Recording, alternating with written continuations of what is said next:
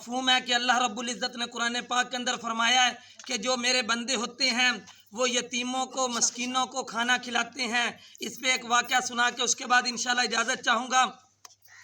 ایک واقعہ بہر ملک کے اندر جماعت گئی اور اس کے بعد وہ جماعت مسلمانوں کی تھی، انہوں نے دعوت شروع کی۔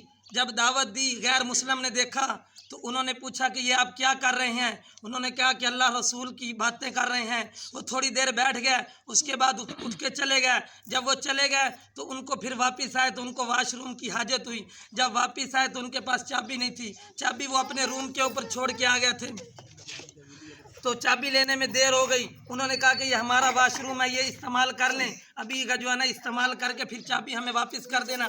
انہوں نے چابی لی اور واش روم استعمال کیا، چابی دینا جو ہے نا بھول گئے، واپس چلے گئے۔ جب ان کو یاد آیا تو واپس آئے۔ اصل بات یہ ہے کہ جو آدمی حقوق اللہ اور حقوق العباد کا خیال کرتا ہے، اصل میرا موضوع میری توجہ جو ہے نا حقوق العباد پہ ہے۔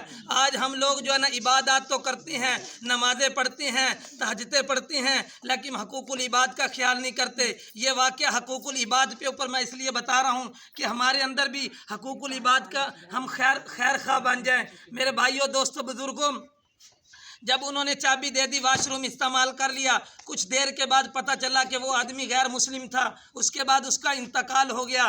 جب انتقال ہوا تو پتہ چلا کہ اللہ رب العزت نے اس کو کلمے کی دولت دے دی، اس لیے کہ اس نے ایک جو ہے نا خیر خواہی کی کسی کے ساتھ۔ تو اسی لیے یہ واقعہ آتا ہے نا کہ ایک عورت پوری زندگی جو ہے نا ناچتی رہی اور ایک کتے کے بچے کو پانی پلا کے اللہ رب العزت نے جنت دے دی۔ تو میرے بھائیوں دوستوں بزرگوں، ہمیں بھی چاہیے کہ ہم عبادات کے ساتھ ساتھ حقوق العباد کا بھی خیال کریں۔ وآخر دعوانا الحمد للہ رب العالمین۔